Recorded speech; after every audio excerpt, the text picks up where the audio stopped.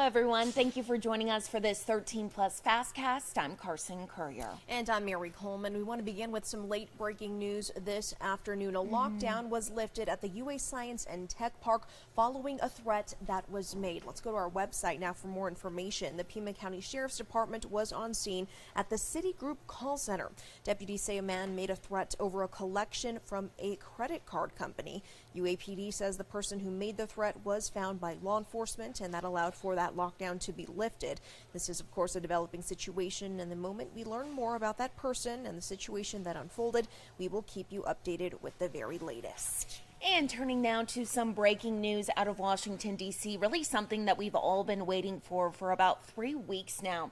Louisiana Representative Mike Johnson is now the 56th Speaker of the House. He received the majority vote this morning during a fourth round of voting, and he spoke today for the very first time as Speaker. Listen.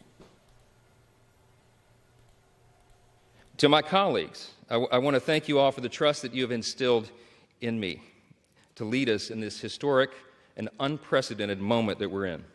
The challenge before us is great, but the time for action is now, and I will not let you down.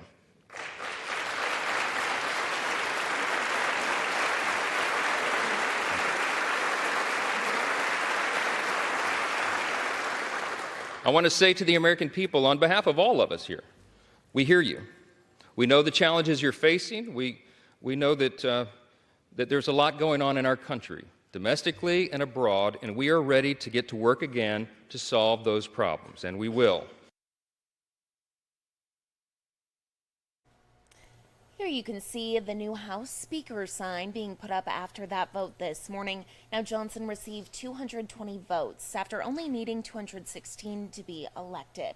Now, a lot of people wondering what's next. We are expecting a vote today on a resolution for Israel, but we don't know exactly what time that will happen. We're still waiting to learn more regarding that aid to Ukraine and that looming government shutdown. The deadline is November 17th. And turning now to the latest out of the Middle East, there are new details in the war between Israel and Hamas. We are learning Israel launched 400 airstrikes in Gaza in just the past day. Here you can see people walking through some of that rubble. This comes as the UN warns it's on the verge of running out of fuel in the Gaza Strip, forcing it to sharply reduce relief efforts in the blockaded territory. Hospitals in Gaza are also struggling to treat thousands of wounded people as resources run low. The Gaza Health Ministry says more than 700 people were killed just yesterday. Now, the health ministry is run by Hamas, and the Associated Press says they can't independently verify exact numbers, but the health ministry also says more than 5,700 Palestinians have died in the past several weeks. According to the Israeli government, more than 1,400 Israelis have been killed since the Hamas attack on October 7th. Now, here at home, we are learning more about the investigation into a man who threatened to carry out a mass shooting at the U of A. We want to show you a mugshot of him right now. You can see him right there on your screen. You are looking at 27-year-old Michael Lee. He was arrested on Monday. According to police, he has no affiliation with the U of A. The university was notified on Sunday after Lee allegedly made a threat toward Greek life in a group chat. Authorities began monitoring Lee, and he was arrested the next day during a traffic stop. Right now, he is charged with making a terroristic threat, but since the FBI assisted in the investigation, he may also face federal charges.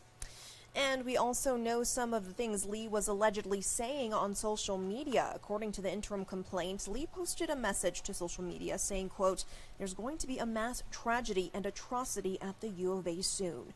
The documents also show in a social media post, Lee said, "It's a solo mission. I'm not normal. I never have been." And in another post, the interim complaint shows Lee stated, quote, "I'm gonna do it, guys. My mind is made up, and there's nothing you can do or say to stop me." According to the document, Lee planned to carry out that mass shooting with an AR-15. And Sean Mahoney joins us now. Sean, you were on campus today getting some information on what exactly was going on there. It was quite alarming for a lot of people, especially those in Greek life. Yeah, definitely. And those were the majority of people I talked to. I spoke with some of the sorority sisters and fraternity brothers that live on campus. And first off, a lot of them are just getting the news about it this morning, right? So this is something that is still fresh in a lot of people's minds, so they're still processing a lot of what I'd say. But like we talked about in some of those leaked or some of the obtained Snapchat messages that we saw, right? He referred to the targets of the shooting as Chad's and Stacy's, which was a reference to a lot of the Greek life. And I got two main messages from a lot of people I spoke to. One is that, I mean, Chad Stacy's a very stereotypical way of relating to Greek life, and that's something that they feel the perception kind of fed into a lot of what could have been here. And two, I mean, a lot of it is just making sure that they felt safe on campus. So I spoke with officials who are head up the Greek life and the student affairs on campus, which is why they're having a meeting at 4 o'clock today, looking to talk with a lot of the chapter presidents, answer any questions they may have, and try and do whatever they can to make them feel safe. But obviously, still a weird situation for a lot of people. I mean, I know you just broke the breaking news about another safety incident on campus earlier today too. So just a lot going on, a lot processing through the minds. But I know that for a lot of people too, unfortunately, it's something that we see a lot, all too common. And it brings back memories for students at the U of A specifically with what happened with Dr. Thomas Meixner and just some of the security protocol there. So to see it, let alone, the day after or days later, it's probably pretty scary for students. Yeah. And you don't want students to become desensitized, and you don't want people to become desensitized to it. But unfortunately, that is kind of a path that a lot of students I spoke to were either concerned with it, or some are saying, hey, this is becoming all too common. But we'll have all the reaction from a lot of these students, as well as kind of the nuts and bolts of where we currently stand in the investigation later on tonight with KOLD News at 6. Perfect. Okay. Thank you, Sean. We look Thank you, forward guys. to So much. watching that. And switching gears now, let's go to some weather news. Yeah, so take a look at your screen. You can see here remnants of Hurricane Otis. They're being felt right now after that hurricane made landfall in Mexico's southern Pacific coast. At this hour, leaders in Mexico, after this happened overnight, I mean, you can just see some of the damage here. And this doesn't really even cover what is happening right now in that area. What we know right now is Otis hit near Acapulco as a Category 5 overnight, bringing what forecasters describe as a, quote, nightmare scenario. Destructive winds, heavy rainfall, and storm surge all bringing catastrophic damage there. In some of the online images that we've been seeing, you can see just roads are covered with water. A lot of areas are still out of power this afternoon. And get this, Otis went from a tropical storm to a Category 5 hurricane in just 12 hours. Now this sudden catching many along the coast off guard as they scrambled to prepare. So of course we're going to keep watching this for you, let you know exactly the situation there as we learn more. And turning now to some good news here at home, really for so many people across the state. The Arizona Diamondbacks are going to the World Series. It is the first time for the teams in more than 20 years. Fans across Arizona, including here at home, in celebration mode. The D-backs able to pull out a win in Game 7 of the NLCS against the Philadelphia Phillies. The final score there, 4-2. The team that only won 84 games this season went into the postseason on a 4-game losing streak. And while the first 2 games went the Phillies' way, the Diamondbacks proved they were here to stay. Game 1 of the World Series set for Friday at 5:07 Tucson time.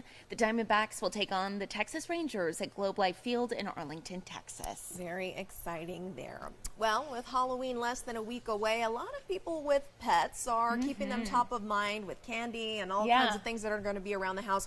Our Jack Cooper spoke with Pima Animal Care Center about how you can keep your furry friends safe. Pac says while Halloween might be one of the busiest nights of the entire year for them, there's plenty that you can do to make sure that you and your pet have the best holiday possible. Let's take a look at some of those things. First, it's important to remember that all of the Halloween hype can cause a lot of stress to your pets. When you open your door to greet trick-or-treaters, your dog might see that as an opportunity to run out the front door, so make sure you're being careful. Second, pets can get nervous or spooked very easily because of decorations, so it's best they steer clear of any of those outside or inside the home as well. And while Halloween candy can be a treat for you, you want to make sure they're not getting any. Things like chocolate, gum, or other sweets are dangerous for your pet. And I'm told overall, it might just be best to keep them in the room away from all the festivities for the night. All that noise, all that ruckus at the front door can absolutely create a lot of stress for your pet. So things to think about there, keeping a kind of quiet environment for them. Again, maybe that bedroom, putting on some white noise, maybe some gentle music, With dogs, something like giving them some peanut butter to lick, anything like that, just giving them something to distract them from that really stressful stuff going on. And when it comes to dressing up your pet, I'm told you should try and judge how they're feeling about it. Maybe if you put something on them and they're fighting you or they are trying to run away, take that as a sign to just leave them alone. Reporting at Pima Animal Care Center, Jack Cooper. Back to you.